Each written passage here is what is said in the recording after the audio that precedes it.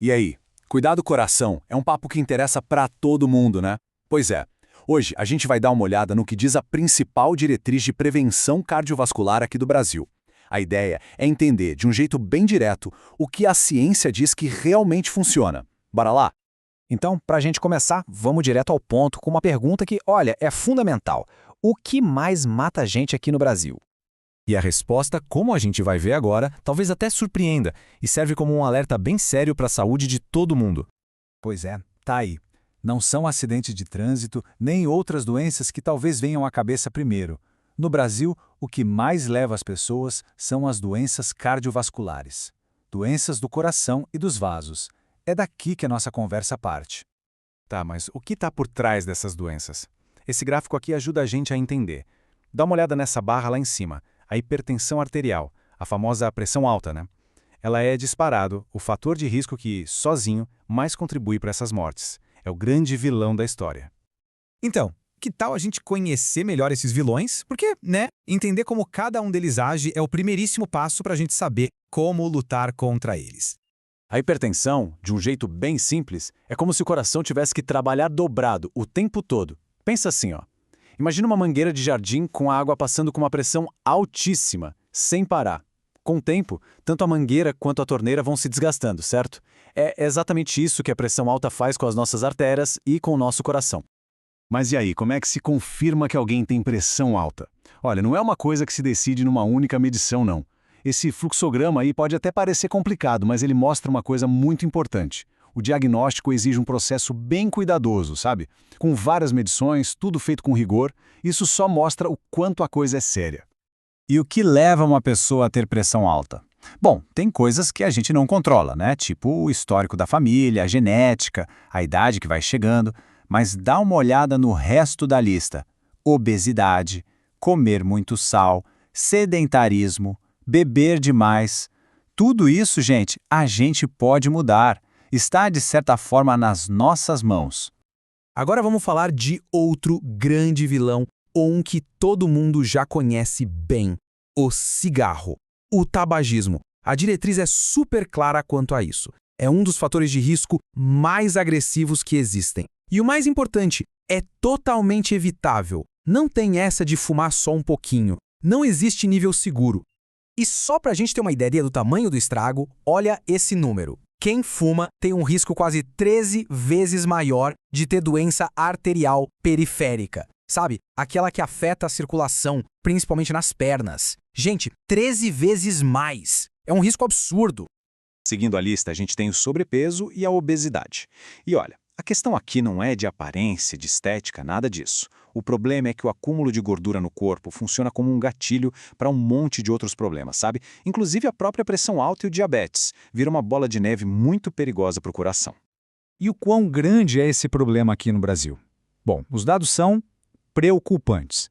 Esse gráfico, que é de 2018, já mostrava que mais da metade dos adultos, 55%, estava com sobrepeso.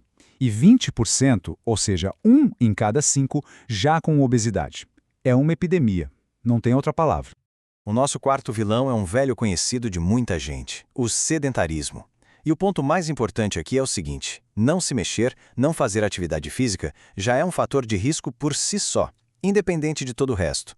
Mesmo que os exames estejam ótimos, a pessoa pode estar com peso em dia, só o fato de ser sedentária já aumenta e muito o risco para o coração. E olha que dado curioso que a diretriz traz. As pesquisas mostram que os profissionais de saúde, que também são ativos fisicamente, eles conseguem motivar mais os seus pacientes a se exercitarem. Faz todo sentido, né? O exemplo realmente convence. Ok, a gente já entendeu quais são os grandes problemas, certo? Agora vamos virar essa página e focar no que realmente importa: as soluções. O que a gente pode fazer, na prática, para combater esses riscos e ter um coração mais forte e saudável. E essa tabela aqui é fantástica porque ela mostra o impacto real de mudar o estilo de vida. Não é uma ideia vaga, não, olha só. Perder um pouquinho de peso, menos de 6%, já pode diminuir a pressão em mais de 4 pontos. Diminuir o sal na comida tem um efeito parecido. São resultados concretos que dá para medir. Em alguns casos, o efeito é tão bom quanto o de um remédio.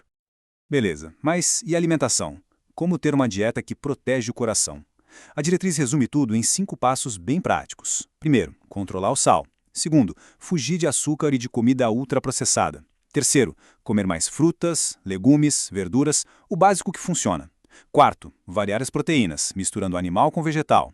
E quinto, preferir as gorduras boas, sabe? Tipo as do azeite, do abacate, das castanhas. E o exercício físico? Qual é a dose certa? A mensagem principal da diretriz é bem clara. O segredo não é tentar virar atleta olímpico do dia para a noite. A mágica está na regularidade. É fazer um pouco todo dia ou quase todo dia que vai construindo a proteção para o nosso coração. Isso é muito mais importante do que se matar num treino uma vez por mês. E olha, não precisa ser nada chato ou monótono. As opções são infinitas, como essa lista mostra. Pode ser exercício com supervisão na academia, pode ser ir para o trabalho de bicicleta, fazer uma caminhada, dança de salão, tai chi chuan. O mais importante, segundo a diretriz, é achar alguma coisa que a pessoa goste de fazer. Porque é o prazer que faz a gente continuar, que transforma em hábito. E para quem fuma, parar é sem dúvida o melhor presente que se pode dar para o próprio coração. A diretriz explica que é um processo, sabe, que tem etapas. Começa pensando no assunto, nos prós e contras, depois a pessoa decide e marca uma data para parar. Aí vem a parte da ação, que é muito importante ter ajuda profissional. E por fim, manter o novo hábito, entendendo que uma recaída pode acontecer, mas que dá para levantar e seguir em frente. Bom, até aqui o nosso papo foi muito sobre o que cada pessoa pode fazer individualmente. Mas a diretriz faz um convite para a gente olhar um pouco mais longe. A prevenção, na verdade, é um esforço coletivo. Envolve todo mundo. Dá uma olhada nessa lista, por exemplo. A condição socioeconômica, o nível de educação, a poluição do ar que a gente respira, poluição sonora, ter acesso a saneamento básico, ter um parque perto de casa para poder caminhar, tudo isso tem um impacto direto na saúde do coração das pessoas. A nossa saúde não existe isolada do mundo, né?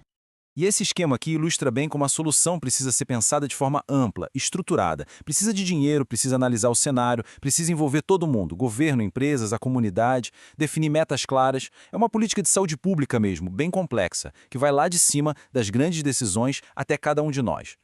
E a gente termina então com essa provocação para a gente pensar. Depois de tudo isso que a gente conversou, desde o que a gente escolhe colocar no prato até o jeito que as nossas cidades são planejadas, a pergunta que fica é: será que a saúde do nosso coração é só uma questão de escolha individual? É um ponto bem importante para a gente refletir.